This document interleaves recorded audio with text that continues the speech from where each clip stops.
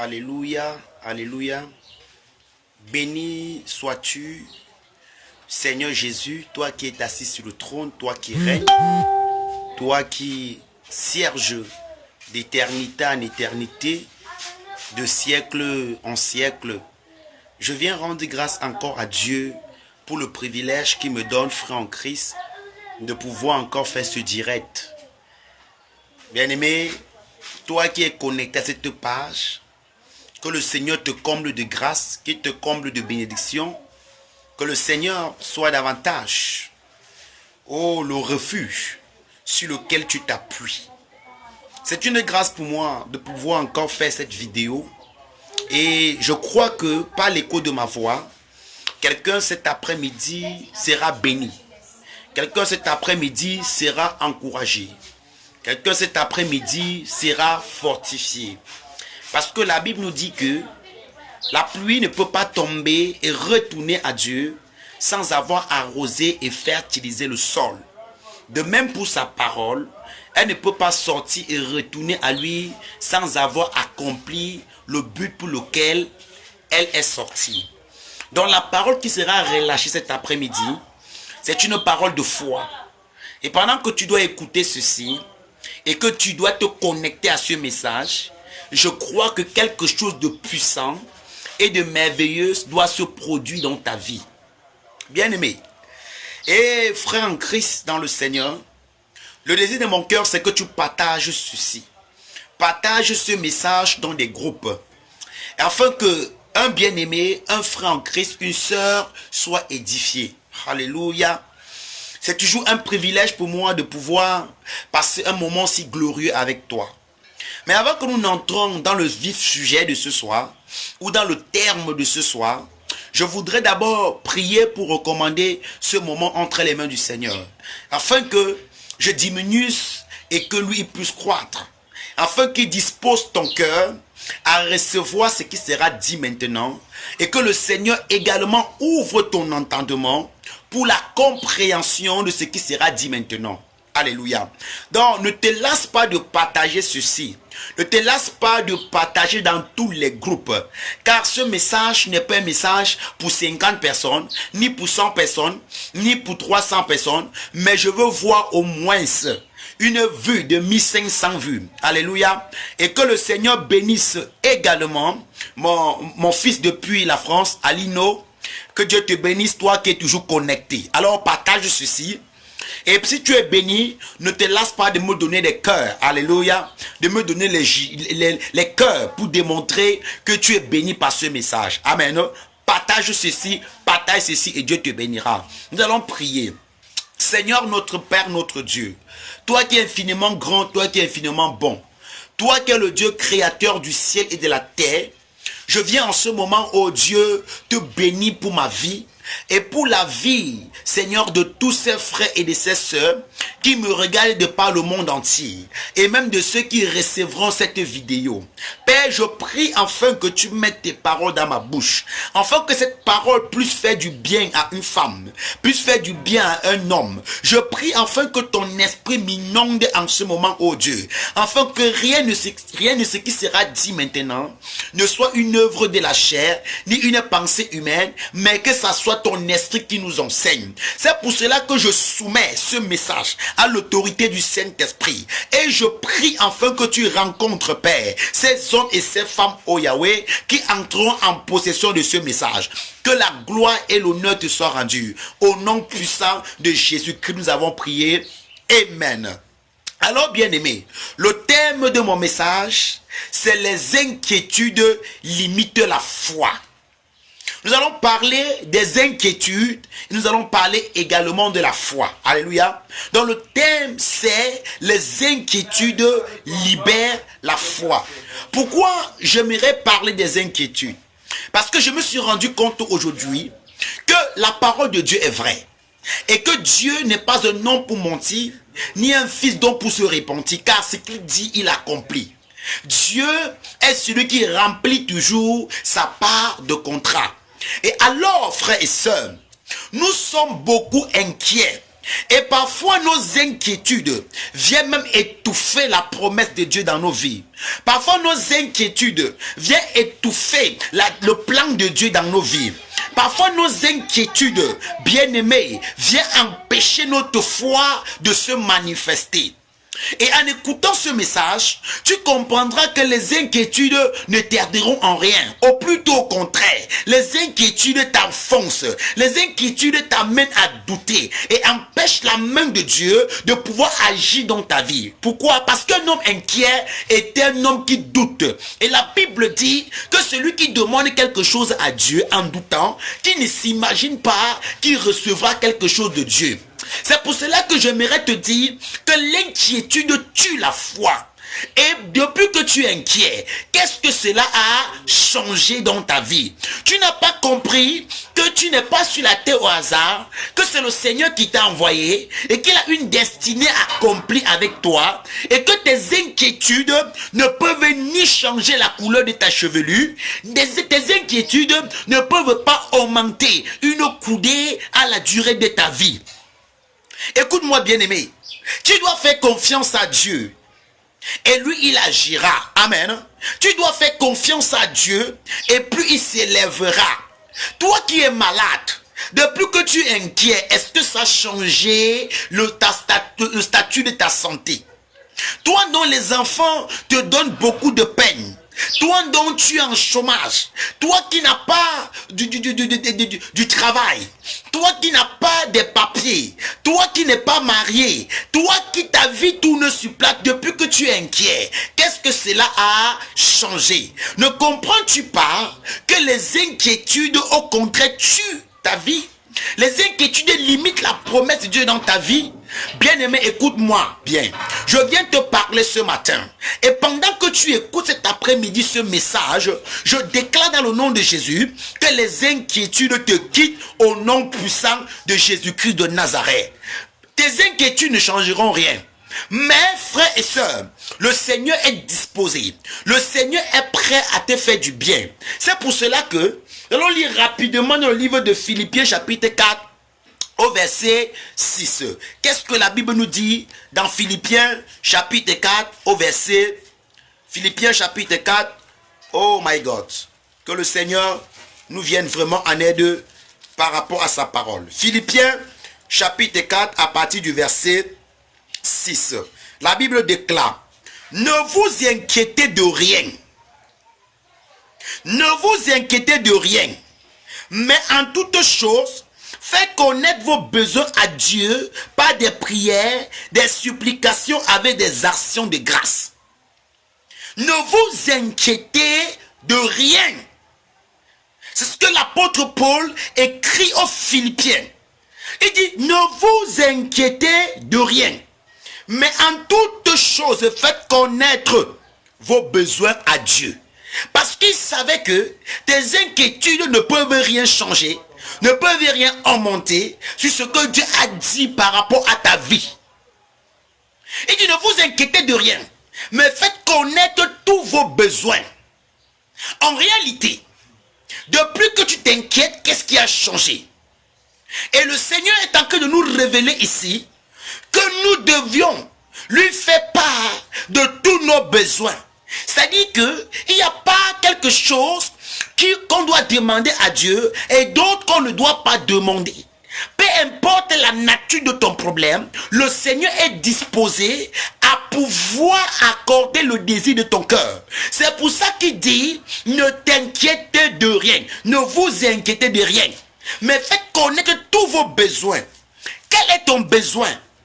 Ton besoin, c'est le travail. Ton besoin, c'est le mariage. Ton besoin, c'est le voyage. Ton besoin, c'est de voir la main de Dieu dans la vie de ton mari, de tes enfants. Ton besoin, c'est quoi? C'est ce projet que tu as en cours. Quel est ton besoin? Dieu me charge de te dire, par sa parole dans Philippiens chapitre 4 au verset 6, que tu ne t'inquiètes de rien, mais que tu le fasses connaître tous tes besoins. Tous tes besoins. Le plus moindre soit-il, le Seigneur est prêt à résoudre ce problème. Alléluia. Si tu as besoin des habits, fais part de cela à Dieu. Si tu as besoin d'une promotion, ça ne sert à rien d'aller se faire larver par un charlatan, d'aller visiter un astrologue, d'aller visiter des magiciens. Dieu te dit de lui faire part de tous tes besoins. Comme un enfant qui compte sur son Père, le désir et le battement du cœur de Dieu, c'est que nous serons dépendants totalement de lui. Mais parfois, nous les enfants de Dieu, nous croyons qu'il y a des choses qu'on peut résoudre de nos propres efforts. Il y a des choses que nous devons demander à Dieu. Mais je viens te dire que tout ce que tu dois avoir, tu ne peux l'avoir que sur la base de la grâce. Et alors, ce que Dieu attend, c'est que tu le demandes, que tu le fasses part de tous tes besoins. Mais les inquiétudes t'empêchent de prier, parce qu'on ne peut faire part de ses besoins à Dieu que par la prière. Alléluia. C'est par la prière qu'on peut faire part de ses besoins à Dieu. Et les inquiétudes parfois t'empêchent de prier. Les inquiétudes t'empêchent de t'adresser à Dieu. Jésus-Christ a dit: jusqu'à cette heure, vous n'avez encore rien demandé. Demandez jusqu'à ce que votre joie soit parfaite. Alléluia. Donc, bien-aimé, et il nous revêt de ne pas nous inquiéter, mais de lui faire part, de ne pas aller vers les hommes. Quand tu as des besoins, ce n'est pas de courir vers ton oncle, ce n'est pas de courir vers ta tante, ce n'est pas d'aller vers ton cousin, ce n'est pas d'aller pleurer chez le voisin. Pourquoi? Parce que la Bible dit: maudit soit celui qui met sa confiance à un homme. Ils pourront t'aider aujourd'hui, mais est-ce qu'ils pourront t'aider demain? Certains même te viendront en aide et après vont prendre cette aide pour en faire des moqueries. C'est pour cela que Dieu voudrait que tu aies les regards tournés vers lui, que tu ne comptes que sur lui, que tu ne regardes à lui. C'est pour ça qu'il peut te dire: ne vous inquiétez de rien, mais faites connaître tous vos besoins à Dieu. Pas de quoi, bien-aimé? Il dit: pas de prières, des supplications avec des actions de grâce. Voilà ce que Dieu attend de nous. Voilà ce que Dieu désire de nous. C'est que nous le fassions part de nos besoins. Si c'est la maladie qui te dérange, dis à Dieu: Seigneur, j'ai besoin de la guérison. Si c'est tes enfants qui te donnent du fil à retordre, ça ne sert à rien d'aller de marabout, de charlatan, d'aller d'homme en homme pour exposer la vie de tes enfants. Mets tes genoux au sol et prie. Dis: Seigneur, ces enfants, c'est toi qui me les as donnés. Il n'y a que toi seul qui est capable de les changer. Il n'y a que toi seul qui est capable de leur sortir du vol, de la prostitution, de la drogue, de tout ce que tu trouves dans leur vie qui attriste ton cœur. Il n'y a que Dieu, car lui seul est capable de changer un homme. Alléluia. Si ton besoin c'est le travail, tu n'as pas besoin d'aller te compromettre en couchant avec un homme ou une femme pour avoir un contrat, pour avoir une promotion, pour gagner un marché. Fais simplement part de ce besoin à Dieu dans la prière. Alléluia. Mais beaucoup de personnes aujourd'hui négligent la puissance de la prière. Peu sont ceux qui prient aujourd'hui. Beaucoup négligent la puissance de la prière. Pourquoi les hommes sont inquiets? Et pourquoi les hommes ne prient pas? C'est parce que certains ne croient même plus à l'existence de Dieu. Et j'aimerais te dire que l'inquiétude tue la foi. Pourquoi? Parce que la foi est une ferme assurance des choses qu'on espère, une démonstration de celles qu'on ne voit pas. Écoute-moi bien, tu dois prier et faire part à Dieu dans la prière de tous tes besoins. Et je peux te rassurer d'une chose, c'est que lui qui a dit: venez à moi vous qui êtes chargés et fatigués, je vous donnerai du repos. Bien-aimé, il a dit qu'il prendrait ton fardeau là qui est lourd et pénible. Il te donnera son fardeau qui est léger. Je peux t'informer d'une vérité, c'est que si tu viens à Dieu de tout ton cœur, bien-aimé, il agira en ta faveur. Alléluia. Mais quel est le problème aujourd'hui? C'est que beaucoup de personnes s'approchent de Dieu, mais n'ont pas la foi. Et qu'est-ce que la Bible déclare dans le livre des Hébreux chapitre 11 à partir du verset 6? Lisons ça, bien aimé. Hébreux 11 au verset 6. Qu'est-ce qu'il dit? Or, sans la foi, il est impossible de lui être agréable. Donc tout n'est pas seulement de prier. Mais le problème, c'est aussi avoir la foi. Parce que la Bible dit que sans la foi, Il est impossible à un homme d'être agréable à Dieu. Pourquoi? Parce que Dieu agrée la prière des hommes et des femmes de foi. C'est ce que Hébreux chapitre 11 au verset 6 nous dit. Que sans la foi, il est impossible d'être agréable à Dieu. Car il faut que celui qui s'approche de Dieu croit que Dieu existe et qu'il est le rémunérateur de ceux qui le cherchent. Alléluia. Il dit que premièrement, sans la foi, il est impossible d'être agréable à Dieu. Et de deux, il faudrait que ceux qui s'approchent de Dieu, pour le faire part de tous leurs besoins, doivent croire qu'il existe et qu'il est le rémunérateur de ceux qui le cherchent. Est-ce que tu crois que Dieu existe lorsque tu pries? Ou tu pries par formalité? Ou tu pries juste par plaisir? Mais je viens te dire que ton problème ne peut être résolu que dans la prière. C'est pour cela que, en ces derniers temps, l'ennemi est en train de développer des stratégies et des méthodes pour davantage éloigner l'homme de la prière. Parce que la prière est la connexion, bien aimé, qui te rallie à Dieu. Alléluia. Et la foi est la clé qui ouvre le magasin de Dieu, bien aimé. C'est pas la foi que tu peux entrer en possession de ton besoin. C'est pas la foi que tu peux palper. C'est pas la foi que tu peux toucher Dieu. Écoute-moi bien cet après-midi. Bien aimé, je suis en train de parler ici de l'inquiétude qui tue la foi. Pourquoi? Parce qu'un homme inquiet, c'est celui qui ne croit pas que Dieu existe. Si tu crois que Dieu existe, pourquoi t'inquiéter? Tu sauras que parce qu'il existe et qu'il écoute toujours ceux qui l'invoquent, il agira au temps marqué. Alléluia. Il agira au temps marqué. Tu dois le faire confiance. Tu dois croire qu'il existe et qu'il est le rémunérateur. Qu'est-ce qui veut dire rémunérateur? Bien aimé, lorsqu'on dit que quelqu'un m'a rémunéré, donc il paye. Il paye, il exauce toujours aux prières, bien aimé. Dieu exauce toujours aux prières. Alléluia. Les inquiétudes tuent la foi. Depuis que tu es inquiet, qu'est-ce qui a changé? Tu te morfonds, tu maigris, tu es en train de perdre ta clarté à cause des inquiétudes. Que va devenir mes enfants? Que va devenir mes projets? Que va devenir ma nation? Que va devenir ma famille? Bien aimé, je viens te dire que toi, tu n'as pas la solution, mais la solution entre les mains du Seigneur. Et tout ce qu'il attend de toi, c'est que tu le fasses confiance, c'est que tu regardes à lui, afin qu'il puisse se lever et qu'il agisse en ta faveur. Alléluia. Bien aimé, tu vas croire que Dieu existe et qu'il est le rémunérateur de ceux qui le cherchent. Alléluia. Tu vas croire que Dieu existe sans douter.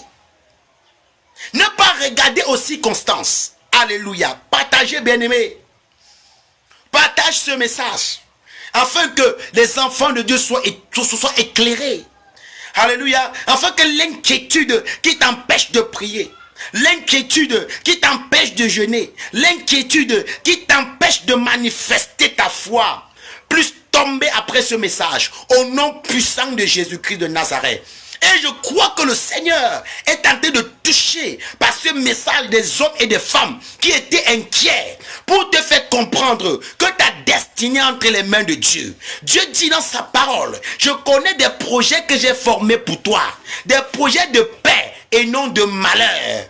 Écoute-moi bien, Dieu dit qu'il a formé les projets de paix et non de malheur, et un avenir glorieux, une expérience glorieuse avec toi.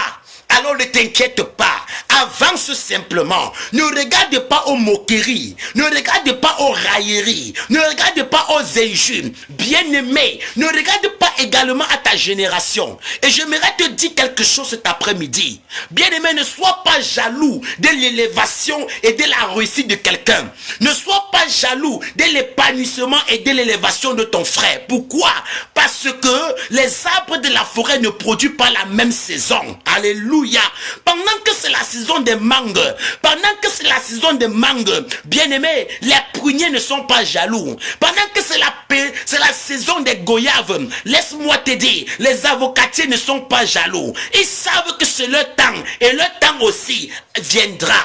Pendant que ton frère réussit, réjouis-toi de sa réussite, réjouis-toi de son élévation, réjouis-toi de son mariage. Ne t'inquiète pas, ne t'identifie pas aux personnes. Pourquoi? Parce que le temps viendra où toi-même tu dois te réjouir. La fin de tes larmes est proche. La fin de tes nuits sans sommeil est proche.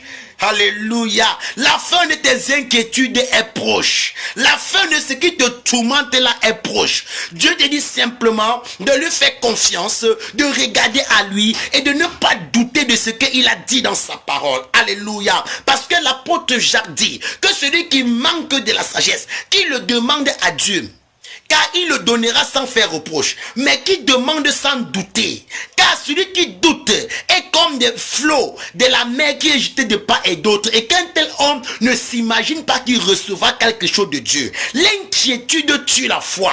L'inquiétude limite la foi. L'inquiétude étouffe la foi. Et je viens te dire de sortir de l'inquiétude. Que l'esprit de l'inquiétude qui était sur ta vie puisse te quitter dans le nom puissant de Jésus-Christ de Nazareth. Alléluia. Mais nous sommes en train de parler. L'inquiétude qui limite la foi. Alléluia. Donne-moi le cœur. Partage. Si tu es béni, ne te lasse pas de partager. Nous allons continuer la lecture, frère en Christ, dans le livre de Matthieu chapitre 6. Qu'est-ce que la Bible nous dit là à l'intérieur? Matthieu chapitre 6. Alléluia. Nous bénissons Dieu et que Dieu bénisse les frères et les sœurs qui sont connectés en direct et que le Seigneur te comble de grâce comme il le fit à ma faveur en ce moment. Alléluia. Oh, que Dieu soit loué. Bien-aimé, et Matthieu chapitre 6, du verset 25 à 34. Je vais lire dans le nom puissant de Jésus-Christ de Nazareth. C'est pourquoi je vous dis, ne vous inquiétez pas pour votre vie. Ici, ce n'est pas un apôtre qui parle, mais c'est Jésus-Christ qui parle. Alléluia. Que Dieu bénisse ma fille. Oh, la servante l'Éternel. Oh, sœur Marceline, sois bénie. Partagez ceci, soyez bénis. Écoutez ce que Dieu dit dans Matthieu chapitre 26 à partir du verset 25. C'est pourquoi je vous dis, ne vous inquiétez pas pour votre vie. Dieu dit de ne pas t'inquiéter pour ta vie. Parce que croire que tu as échoué, c'est dire que Dieu engendre les ratés. Non. C'est pas parce que présentement, tu traverses des situations difficiles. C'est pas parce que présentement, les choses ne sont pas en train de marcher dans ta vie que tu crois que tu es un échec. Bien-aimé, même si les hommes, même si ton père et ta mère t'avaient traité d'échec, je viens te dire que Dieu n'a pas encore dit son dernier mot. Et alors, il me charge de te dire de ne pas t'inquiéter pour ta propre vie. Non, non, non, ne t'inquiète pas. Car le Seigneur est au contrôle. Ne t'inquiète pas pour ta propre vie. Alléluia. Le Seigneur est au contrôle. Ne t'inquiète pas pour la vie de tes enfants. Combien d'enfants de Dieu ont refroidi dans le service? Combien d'enfants de Dieu ne parviennent pas à exceller dans leur ministère? Combien d'enfants de Dieu ne parviennent pas à accomplir la destinée que Dieu les a donnée à cause des inquiétudes? Tu ne parviens plus à prier parce que tu dis qu'est-ce que les enfants vont manger. Tu ne parviens plus à méditer la parole, à jeûner parce que tu es absorbé par le travail au point que tu n'as plus le temps de Dieu. Tu crois que ce n'est pas tes propres efforts que tu dois t'en sortir. Depuis que tu bosses, qu'est-ce que cela a changé? Je ne suis pas en train d'encourager la paresse, non. Je ne suis pas en train de dire qu'on ne doit pas travailler, non. Mais je suis en train de te faire comprendre que c'est la grâce de Dieu qui enrichit. Et c'est sa bénédiction qui n'est suivi d'aucun chagrin. Alléluia. Ici c'est Jésus qui parle. Il dit aux disciples, il dit ne vous inquiétez pas de votre vie, de ce que vous allez manger, ni pour votre corps, de quoi vous serez vêtis. La vie n'est-elle pas plus que la nourriture et le corps plus que le vêtement? C'est le Seigneur qui dit. Il dit que la vie est plus que, oh bien-aimé, la vie est plus que le vêtement. La vie est plus que le vêtement. Oh my God. Alléluia. Il dit, la vie de ce que vous mangerez, ni pour votre corps, de quoi vous serez vêtis. La vie n'est-elle pas plus que la nourriture? Il y a des personnes, frères et sœurs, qui ont un frigo chargé, qui ont la nourriture dans leur maison, qui peuvent manger même pendant 2 ans, mais ils n'ont pas de santé. Et Dieu nous révèle que la vie est plus que la nourriture. Il y a des personnes qui ont des garde-robes, toutes les qualités, mais ils ne peuvent pas se vêtir et sortir à cause de quoi? À cause de la maladie, à cause des soucis, à cause des inquiétudes, ne t'inquiète pas de quoi tu dois manger. Parce que Dieu dit que les oiseaux du ciel ne sèment pas, ils ne moissonnent pas, mais ils le nourrissent. À plus forte raison, toi, qu'il a créé à son image et à sa ressemblance. Tout ce que Dieu attend de toi, c'est que tu le fasses confiance. Alléluia. Oh my God. Et qu'est-ce qu'il dit? Regardez les oiseaux du ciel. Ils ne sèment ni ne moissonnent. Et ils n'amassent rien dans les greniers. Et votre Père céleste le nourrit. Ne valez-vous pas beaucoup plus que... Oui, c'est pour cela que à 5 heures du matin, c'est les oiseaux qui nous réveillent par leur chant. Le chant, c'est des louanges. Alléluia. Le chant, c'est des louanges. Ils sont en train de célébrer Dieu pour sa grâce et pour ses merveilles dans leur vie. Parce qu'ils n'ont pas de grenier. Parce qu'ils ne s'aiment pas. Mais ils savent qu'ils ne vont jamais dormir affamés. Alléluia. Parfois, tu t'élèves de ton lit. Et tu ne sais pas que c'est toi qui seras l'élément que Dieu va utiliser pour nourrir l'oiseau. Tu me demanderas comment. Parfois tu manges un bout de pain et tu ne sais pas pourquoi tu laisses la faim, tu jettes ça au sol. Et c'est ce que tu jettes au sol là, c'est ça que l'oiseau viendra manger. Alléluia. Dieu n'a-t-il pas dit dans sa parole que les enfants de ce siècle sont à 5 heures du matin pour aller chercher le pain de la malédiction. Par contre, ils donnent ce pain à ces enfants pendant qu'ils sont encore au lit. Écoutez-moi bien aimé. Pourquoi tu t'inquiètes? Pourquoi tu te soucies? Oh, qu'est-ce que je dois... Laisse-moi te dire. Ces enfants que Dieu t'a donnés, il est capable de prendre soin d'eux. Et tout ce qu'il attend de toi, c'est que tu le fasses simplement confiance. Alléluia. Il dit que les oiseaux ne sèment pas, ils ne moissonnent pas. Mais Dieu le nourrit. À plus forte raison, toi et moi, qu'il a créé à son image. Il dit que nous coûtons, nous avons plus de valeur aux yeux de Dieu que ces animaux. Donc Dieu va prendre soin de toi. Alléluia. Mais nous continuons la parole de Dieu. Il dit ceci. Et pourquoi vous inquiétez au sujet du vêtement? Considérez comment croissent les lys des champs. Ils ne travaillent ni ne filent. Cependant, je vous dis que Salomon, même dans toute sa gloire, n'a pas été vêtu comme l'un d'eux. Si Dieu revêt ainsi l'herbe des champs qui existe aujourd'hui et qui demain sera jetée au feu, ne vous vêtira-t-il pas plus forte raison, gens de peu de foi? Alléluia. Il dit que, regardez les lys des champs, comment ils sont vêtus, comment ils sont habillés. Que même Salomon dans toute sa gloire n'a pas eu cette gloire. Mais si Dieu revêt ainsi les herbes du champ qui seront brûlées demain au feu, il dit qu'en sera de nous. Et à la fin il dit homme de peu de foi. Pourquoi?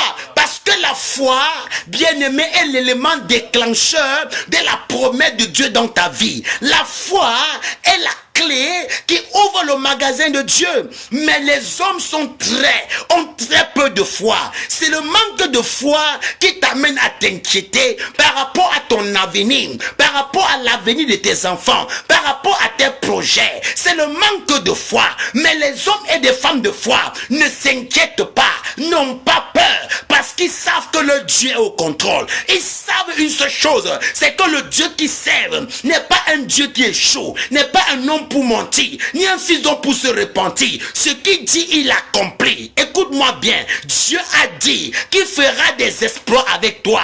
Alors frères et sœurs, arrête de t'inquiéter. Arrête de t'inquiéter. Oh, alléluia. Arrête de t'inquiéter. Arrête de t'inquiéter. Il dit, homme de peu de foi, ne vous inquiétez donc point. Ne dites pas, que mangerons-nous? Que boirons-nous? De quoi serons-nous vêtis? Oh, alléluia.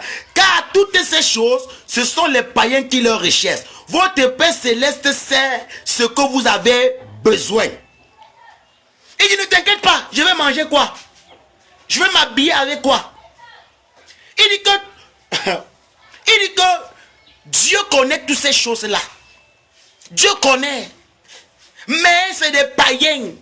Donc l'inquiétude n'est pas en réalité la portion d'un enfant de Dieu. L'inquiétude c'est pour le païen. Il dit c'est des païens qui recherchent ces choses-là. Alléluia. Et qu'est-ce qu'il dit à la suite? C'est la suite qui me marque. Au verset 33.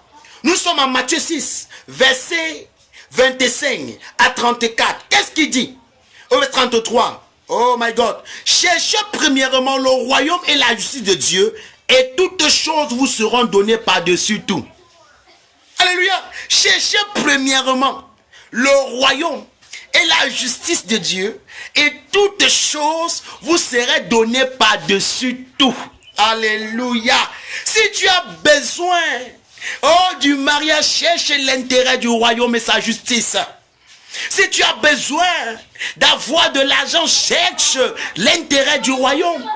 Il cherche premièrement le royaume de Dieu et sa justice, et toutes choses vous serez données par-dessus tout. Il dit toutes choses.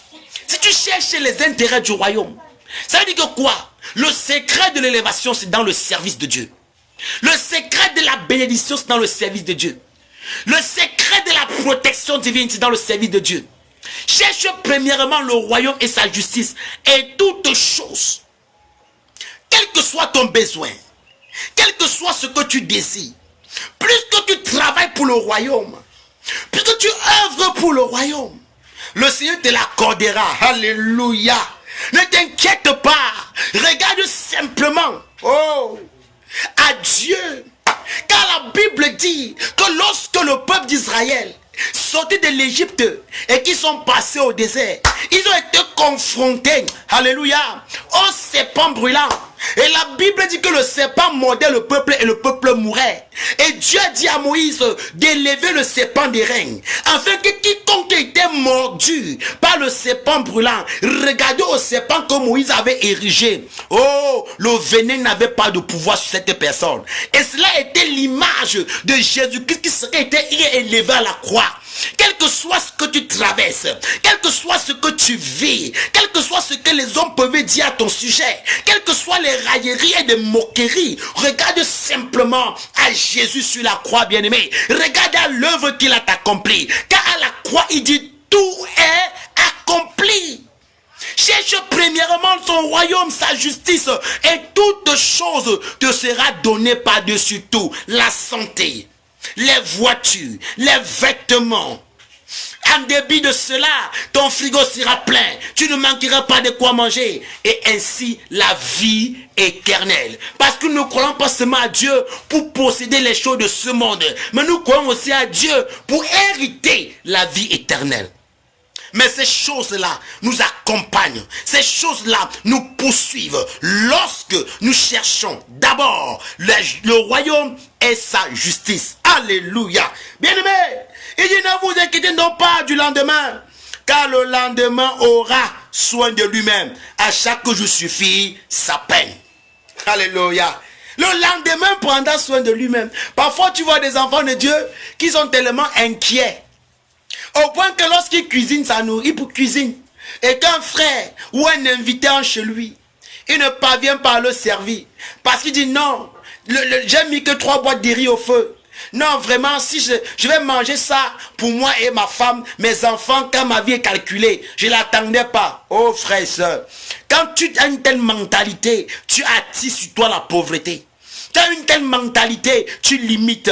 Tu peux préparer 2 boîtes de riz, mais Dieu attire 5 personnes. Vous mangez le tout. Mais pourtant, tu t'en que d'ouvrir les portes pour ce que demain, ça ne sera pas du riz, mais ce sera un repas plus excellent que ce que tu as mangé la veille. Écoute-moi bien. Parfois, le Seigneur, tu as tes derniers jetons sur toi, je ne sais pas. Ça peut être tes derniers 20 euros. Ça peut être tes derniers 5000 francs. Et quelqu'un vient te soumettre un problème. Mais l'Esprit de Dieu te convainc de lui donner. À cause de ce que tu t'inquiètes du lendemain, ce que je vais manger. Et tu retiens cela. Tu dis à la personne, non frère, on va prier. Non, Dieu va t'aider. Et pourtant, Dieu voulait que tu le donnes cela, afin que ça ouvre les portes. L'inquiétude également bloque les bénédictions. Combien d'enfants de Dieu ne parviennent pas à financer l'œuvre de Dieu, ne parviennent pas à soutenir le ministère, ne parviennent pas à soutenir les hommes de Dieu, et pourtant ils ont les capacités, parce qu'ils s'inquiètent. Qu'est-ce que mes enfants vont manger? Comment je vais payer leur pension? Comment je vais payer ma location? Comment? Et lorsqu'ils arrivent à l'église, ils donnent des offrandes minables. Lorsqu'ils veulent bénir un frère, ils te bénissent avec des bénédictions chétives, des bénédictions boiteuses. Pourquoi? Parce qu'ils sont inquiets, ils ont peur de donner, et que ça finit. Sans savoir que, bien aimé, en manifestant la générosité, la libéralité, tu es en train d'ouvrir, bien aimé, des grandes portes de bénédiction. Bien aimé, l'inquiétude reste une barrière autour de toi qui te limite de voir plus que le devant de ton nez. Oh, sors de l'inquiétude. Sors de l'inquiétude. Sors de l'inquiétude. Et laisse-toi conduire par l'Esprit de Dieu. Laisse-toi conduire par le Saint-Esprit. Ne résiste pas à la voix de Dieu. Toi qui m'écoutes, toi qui reçois ce message, combien de fois Dieu t'a interpellé, a béni un frère, a béni une soeur, a béni son serviteur, mais les inquiétudes du lendemain t'ont empêché d'agir. Combien de fois il y a eu un problème où Dieu voulait faire de toi une source de bénédiction et te bénir, mais à cause de tes problèmes que tu regardes, tu n'étais pas manifesté et tu as bloqué ainsi la bénédiction. Oh, l'inquiétude bloque tes portes. Ne t'inquiète pas. Vis la mentalité du royaume. Bien-aimé, celui qui sait qu'il est riche n'a pas peur de dépenser parce qu'il sait qu'il a un compte chargé. Mais sais-tu que même si ton compte charnel est vide, au ciel, tu t'as amassé un trésor et qu'au temps convenable, cela doit descendre, bien-aimé. Chaque action et chaque bien que tu aurais fait est ton compte crédité au ciel. Ne regarde pas seulement au charnel, mais regarde au spirituel. Et lève-toi et agis pour ton élévation. Lève-toi et agis pour ton ministère. Ne laisse pas l'inquiétude étouffer l'appel de Dieu, étouffer. Ne laisse pas les soucis t'empêcher d'entrer dans ta portion.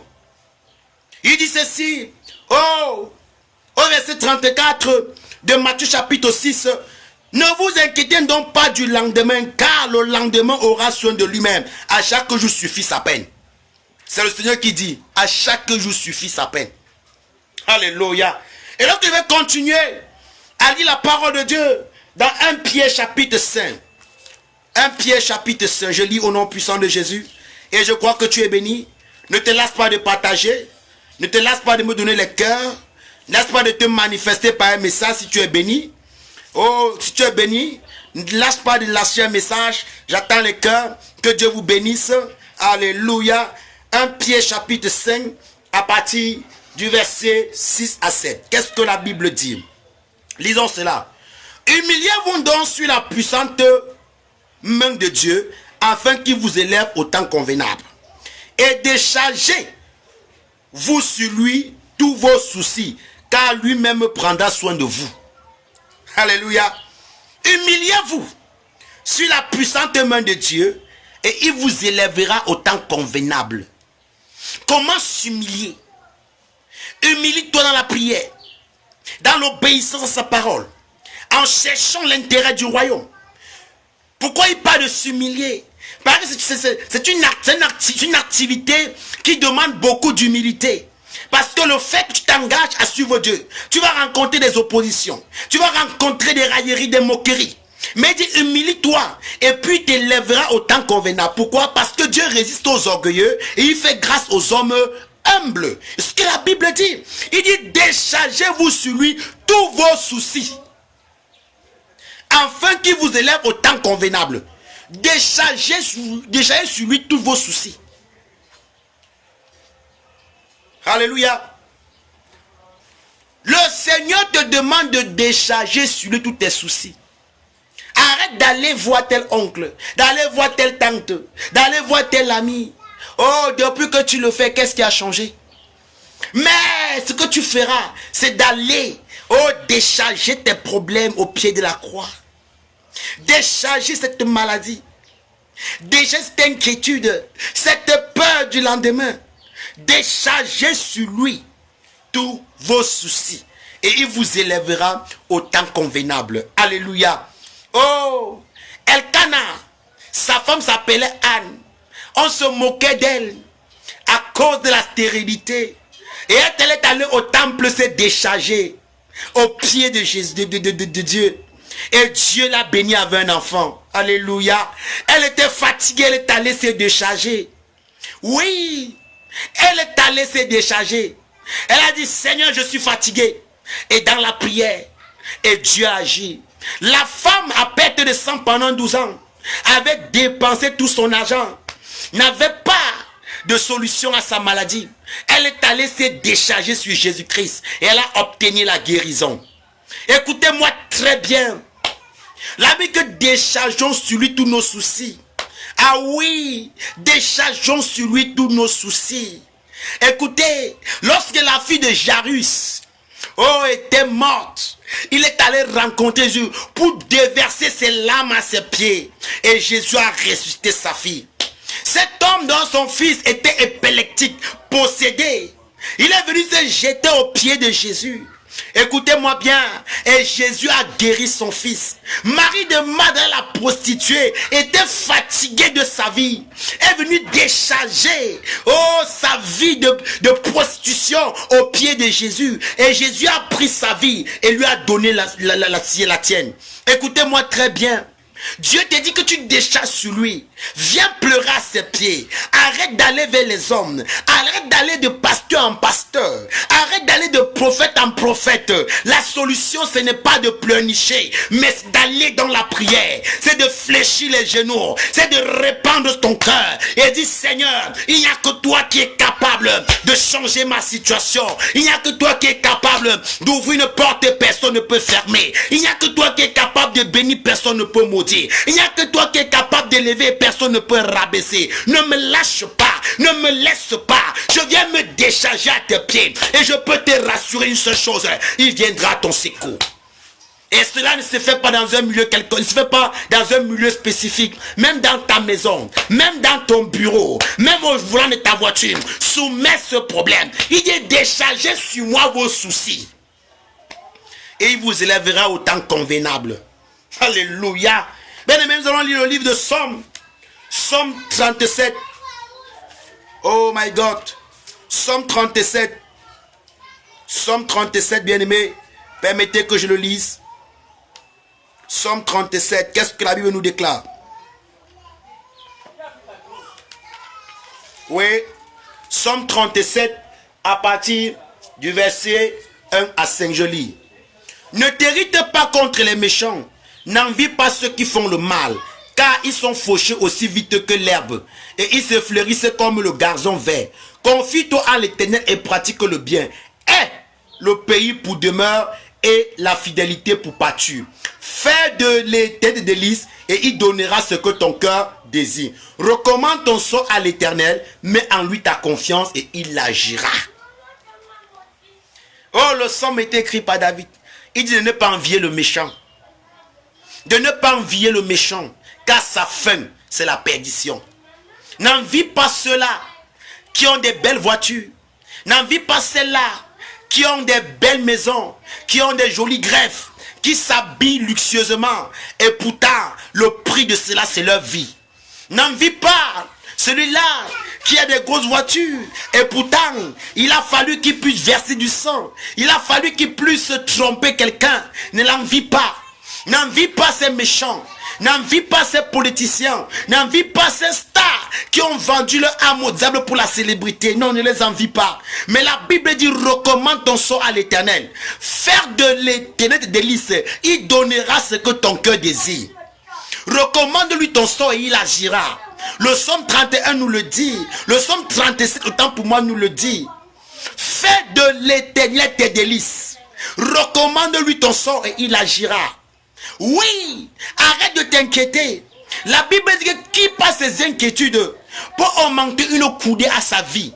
Qui passe ses inquiétudes peut changer la couleur de sa chevelure. Non, c'est que tu feras mieux. La sagesse te demande de venir vers l'Éternel, de te confier à lui. La sagesse te demande de faire de l'Éternel tes délices, de faire de Dieu ta priorité, qu'il soit le centre de ta vie, qu'il soit le cœur de ta vie, qu'il soit, bien aimé, celui-là qui est au centre de tes projets. Et la Bible dit, et il agira. Alléluia. Oh, faire de l'Éternel tes délices. Il te donnera ce que ton cœur désire.